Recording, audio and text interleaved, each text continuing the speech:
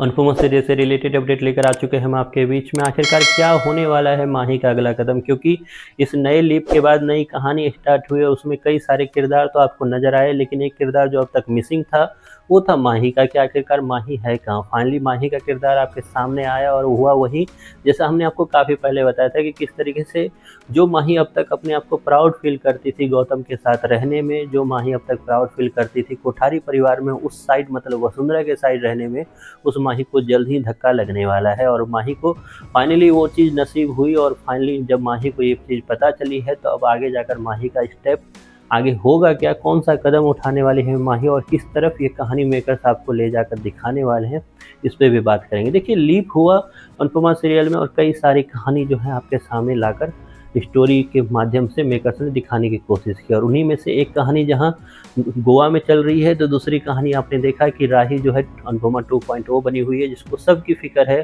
सबके तरफ वो अच्छा काम करना चाह रही है। तो वहीं पे तीसरी कहानी हमने ये भी देखा कि अंजू और जसप्रीत एक साथ आ चुके हैं।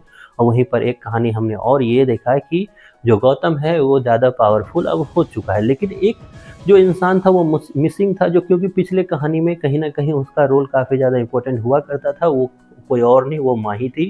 क्योंकि पिछले कहानी में जिस तरीके से उसने अपना रंग रूप बदला था, जिस तरीके से उसने गौतम के साथ शादी की थी, वो कहीं ना कहीं तभी ये चीज़ पता थी कि जल्द ही माही को इस चीज़ का एहसास होगा कि जल्दीबाजी में उसने अपने पैर पे कुल्हाड़ी खुद मारी है। और फाइनली उसे जब ये पता चल गया है और साथ ही साथ प्रेरणा ने जब देख लिया है कि कहीं न कहीं गौतम का जो बाहर भी चक्कर चल रहा है, तो ये कहानी मेकर्स आपको किस तरीके से दिखाने वाले हैं और कैसे इसमें माही का किरदार जो होगा एक तीर में कई शिकार वो करती हुई नजर आएगी, इस पे बात कर लेते हैं। देखिए, एक कहानी आपको इससे पहले ख़त्म करके दिखाया गया कि किस तरीके से प्रार्थना के बच्चे पर जिस पे अधिकार गौतम किया करता था, और वहीं पर दूसरी तरफ जो अनुपमा थी और अनुपमा की जो टीम थी वो इसका विरोध करती हुई नजर आई और विरोध में हमेशा जीतती हुई नजर आई। लेकिन जैसे ही प्रार्थना की मौत होती है, वैसे ही शाह परिवार और कोठारी परिवार में फिर से दरार आती है। और इसी चीज़ का फ़ायदा उठाते हुए जो गौतम है अपनी जो बेटी है प्रांशी, उस पर अपना हक जताने का कोशिश करता है। साथ ही साथ उसके जो रिश्ते थे, जिसके लिए उसने ये रिश्ते बनाए थे, मतलब माही के साथ जो शादी उसने की थी,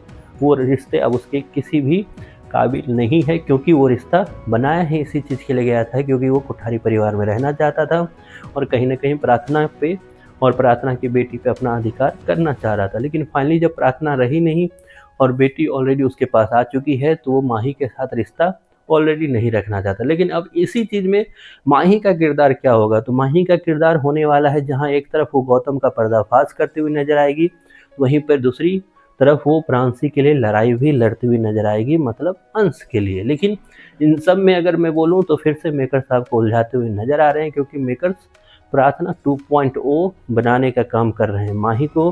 क्योंकि जो प्रार्थना दर दर भटकती रही, कोर्ट के चक्कर काटती रही, इन्हीं सब चीज़ों को भुगतती रही, और वही चीज़ें जो है वापस माही करते हुए नजर आएगी आपको।